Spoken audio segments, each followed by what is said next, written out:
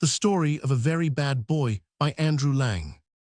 Once upon a time, there lived in a little village in the very middle of France a widow and her only son, a boy about 15, whose name was Antin, though no one ever called him anything but Tauino Bauino. They were very poor indeed, and their hut shook about their ears on windy nights, till they expected the walls to fall in and crush them. But instead of going to work as a boy of his age ought to do, Tauino Bauino did nothing but lounge along the street, his eyes fixed on the ground, seeing nothing that went on round him. "You are very, very stupid, my dear child," his mother would sometimes say to him, and then she would add with a laugh, "Certainly, you will never catch a wolf by the tail." One day the old woman bade Antin go into the forest and collect enough dry leaves to make beds for herself and him.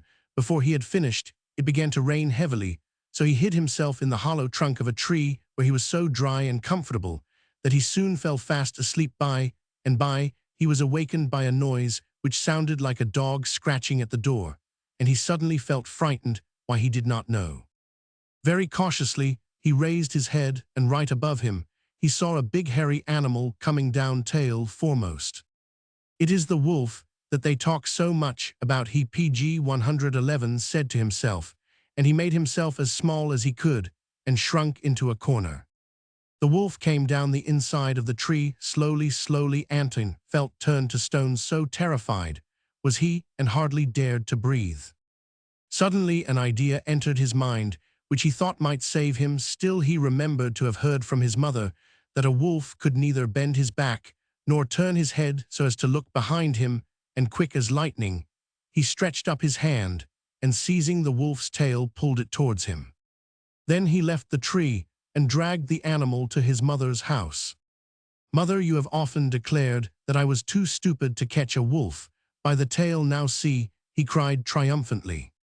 "Well, well, wonders will never cease," answered the good woman, who took care to keep at a safe distance. "But as you really have got him, let us see if we can't put him to some use. Fetch the skin of the ram which died last week out of the chest, and we will sew the wolf up in it. He will make a splendid ram, and tomorrow we will drive him to the fair and sell him."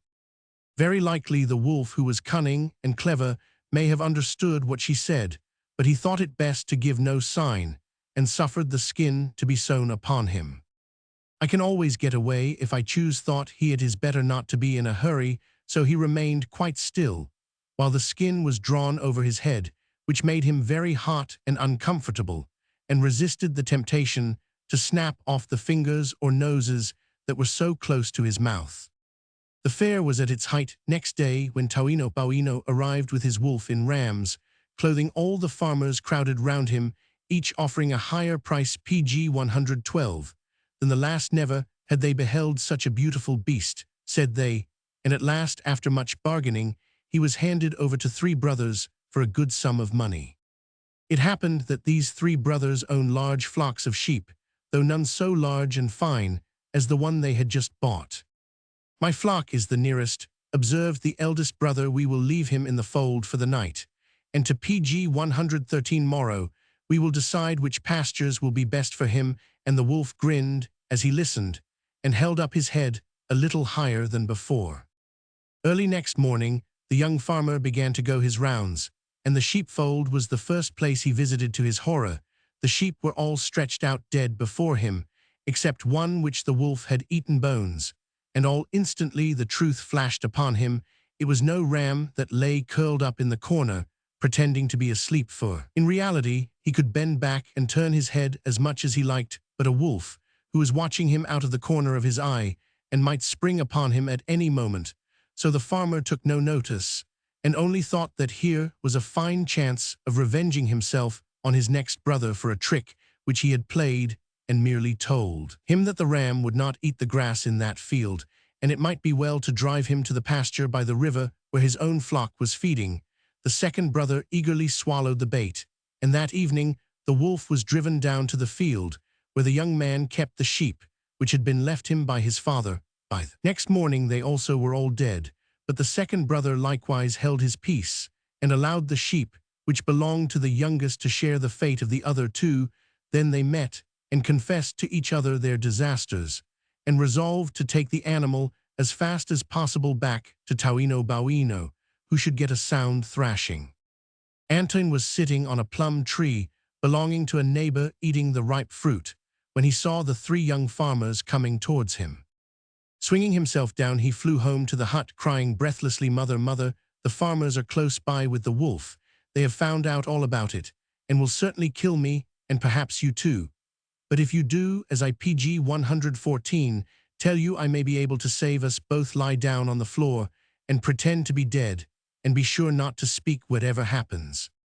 Thus, when the three brothers, each armed with a whip, entered the hut a few seconds later, they found a woman extended on the floor and Tauino kneeling at her side, whistling loudly into her ears. "What are you doing now, you rascal?" asked the eldest.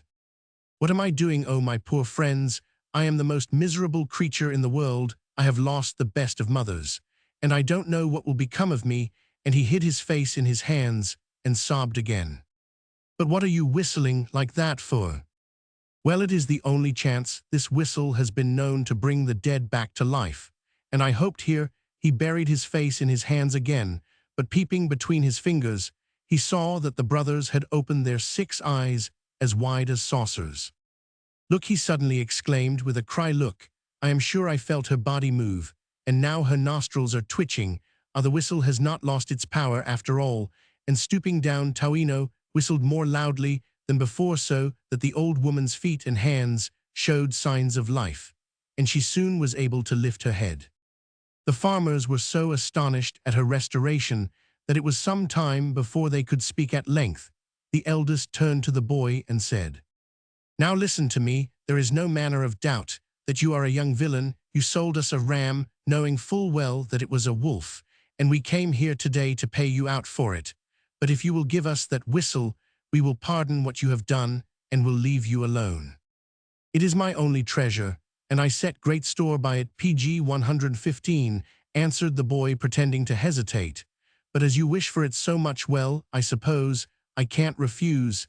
And he held out the whistle, which the eldest brother put in his pocket.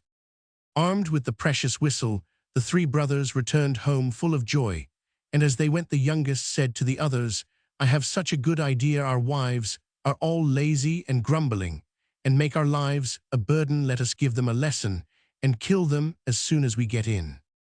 Of course, we can restore them to life at once, but they will have had a rare fright." "Ah, how clever you are," answered the other two. "Nobody else would have thought of that." So gaily the three husbands knocked down their 3 wives, who fell dead to the ground. Then one by one, the men tried the whistle and blew so loudly that it seemed as if their lungs would burst, but the women lay stark and stiff, and never moved an eyelid. The husbands grew pale and cold, for they had never dreamed of this nor meant any harm, and after a while they understood that their efforts were of no use, and that once more the boy had tricked them. With stern faces they rose to their feet, and taking a large sack, they retraced their steps to the hut. This time there was no escape. Tauino had been asleep, and only opened his eyes as they entered. Without a word on either side, they thrust him into the sack, and tying up the mouth, the eldest threw it over his shoulders. After that they all set out to the river, where they intended to drown the boy. But the river was a long way off, and the day was very hot, and Anton was heavier than a whole sheaf of corn.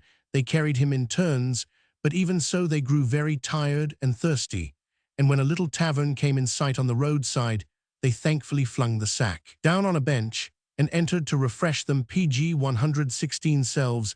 They never noticed that a beggar was sitting in the shade of the end of the bench, but Tauino's sharp ears caught the sound of someone eating, and as soon as the farmers had gone into the inn, he began to groan softly.